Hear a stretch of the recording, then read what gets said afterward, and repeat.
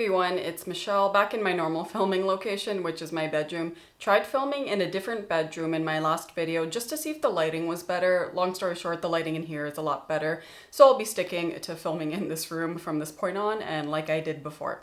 Anyways, today's video is about my current scalp and hair care routine. I usually time these videos around a haircut appointment. And usually I cut my hair once a year, which is a great amount of time to see if a new scalp and hair care routine has done anything positive for my scalp and hair health. Before we get into the routine itself, a little bit of background information about my scalp and hair. So for my hair type, it is self-classified as 1B. My hair is quite straight when it is air dried. It's not the thinnest hair strand. It's also not the thickest like typical Asian hair. It's right there in the middle. It's a medium hair strand. In terms of porosity, typically with hair, it ranges in porosity from the scalp to the ends. So on the scalp, it's the lowest porosity.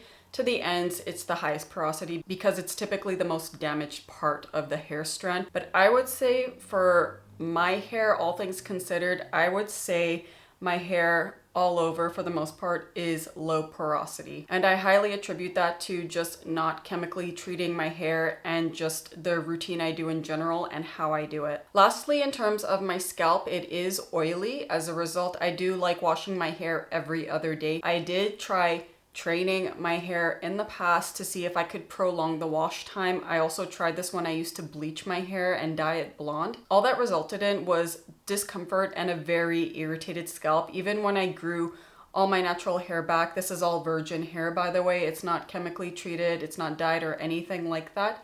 Ever since I grew back my virgin hair, my scalp did become better, but what really took it up a notch and got it back to its health was just washing my hair when I needed to. So that's why I like washing my hair every other day. That's all the information I have about my scalp and hair. Now let's get on with the routine. Starting off with the scalp treatment. This is the pre-shower portion of my scalp and hair care routine. If I do apply a treatment, which is on an as-need basis, I typically apply it either 30 minutes up to 2 hours before I hop into the shower. The current scalp treatment I'm using is Kibela Naturals Essential Lipids Hair Serum. This is a Bulgarian brand available throughout all of Europe. I'm actually almost done this hair serum and I will be purchasing another one. I've been really liking it because it's very easy to wash out considering that this is an oil-based product. In the past, when I was using the Innate Life scalp treatment, I washed my hair multiple times in order for it to not feel greasy.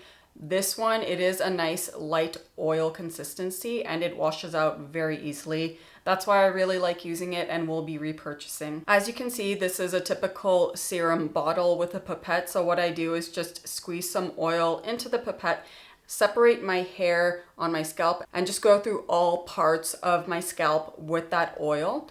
And I just apply the pipette straight on and just lightly squeeze with each pass. Once I coated my scalp thoroughly with the hair serum, I start massaging my scalp for a few minutes, and it's with this massage that I feel the heat coming from the hair serum because it does have the typical essential oils you do see in a scalp treatment, such as rosemary essential oil. It does have tea tree oil, also lavender essential oil. These three are really popular in scalp treatments because the idea is that they stimulate circulation in the scalp. I know rosemary essential oil has been studied in comparison to minoxidil, which is in Rogaine, the over-the-counter hair treatments that are proven to help with hair growth. For me, I'm not looking for anything in particular when it comes to hair growth, just to maintain the health of my scalp. And I would say one way to do that is keep the circulation going in that area. And that's why a bit of essential oils and hair serums do the trick. Once I feel like my scalp has been sufficiently oiled, I just leave the treatment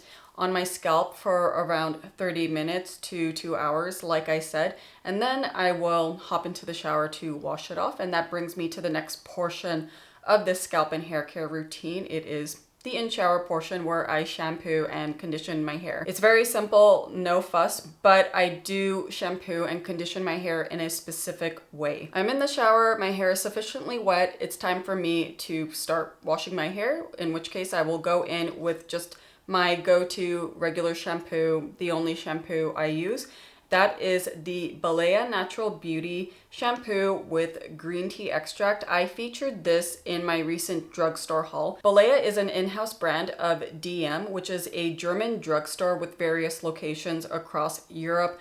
This shampoo is around €2. Like I said in that haul, you really can't go wrong with the price. What I like about this shampoo in particular is that I think the ingredients list are really nice and simple, and this also does not have any SLS in it. Now, I'm not opposed to SLS in shampoo, but since I have incorporated it in my hair care routine in the past, and as of recent, actually, I was using a Pantene shampoo and conditioner. It did the job fine, especially for my oilier scalp, but I did find using it so frequently caused my scalp to feel a little bit tight and dry, and as a result, irritated. Once I finished those Pantene products, I decided to go for an SLS-free option.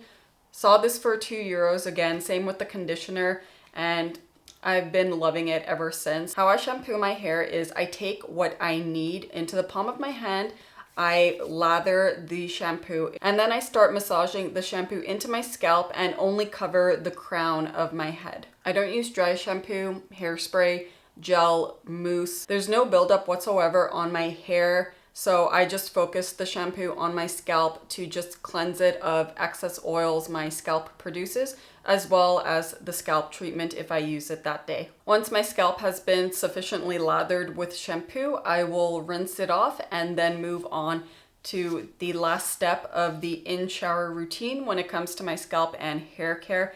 That is to go in with conditioner. It's from the same brand, Balea.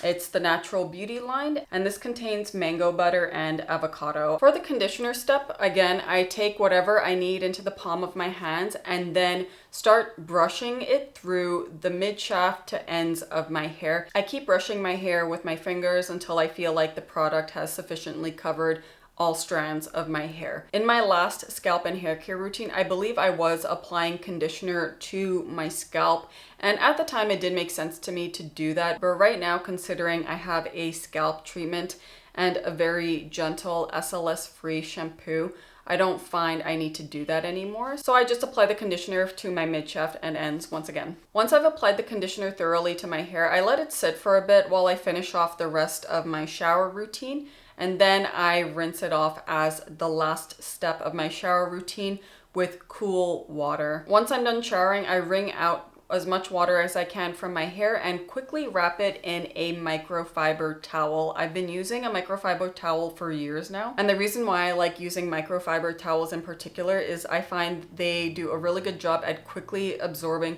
as much water as possible from my hair, and that's one of the main things I find has been keeping my hair really nice and healthy, because I do like to heat dry my hair, is just to remove the water as fast as possible from my hair. I have tried air drying it in the past.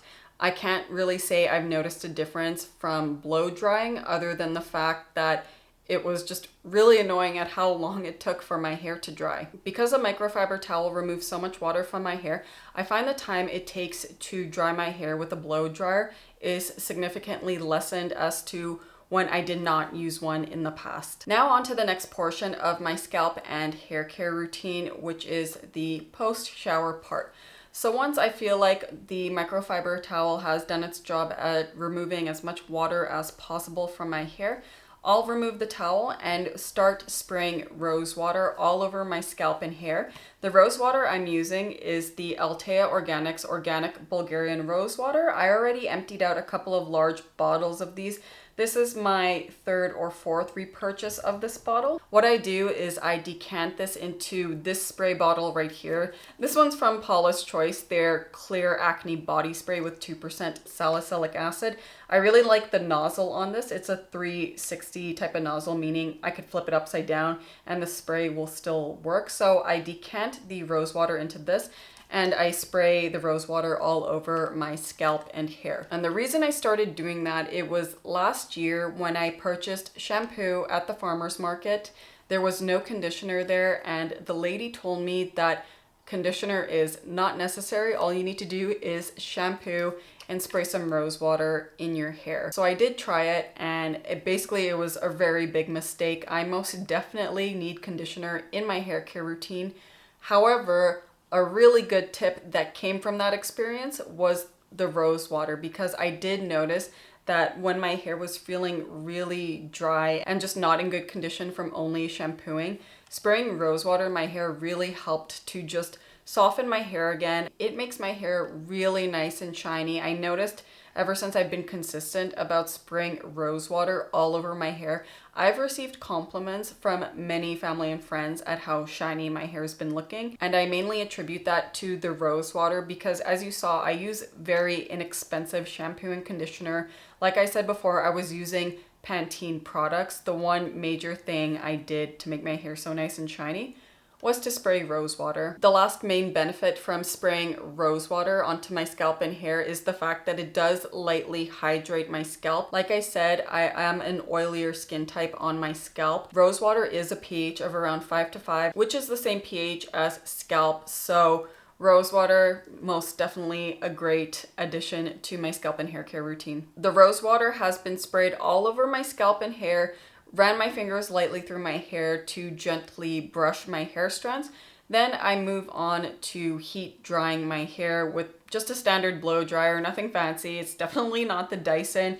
It's just something that does the job. What I do is I set the heat to the medium setting, not too high. The fan of the blow dryer is at the highest setting. And I start at my scalp and I try to maintain a reasonable distance with the blow dryer. I do like flipping my head over and drying my hair like that because I do feel like, as someone that likes to have their hair long, it does add a little bit of volume onto the top of my head. Once I feel like my hair has been sufficiently dried, I switch the setting on my blow dryer to the cool setting and then just run cool air all over my head. I switch quite frequently between the heat setting and the cool setting, depending on the pockets of hair that I miss that may still be wet or not. But that's pretty much what I do to blow dry my hair, and the entire process takes less than 5 minutes, significantly less of time than what I used to do in the past before using a microfiber towel, especially air drying. Once my hair is dry, I move on to the final step of my scalp and hair care routine, which is to brush my hair. I do like brushing my hair only when it's dry, not when it is wet. I remember when I was younger, I could even feel my hair strands stretching.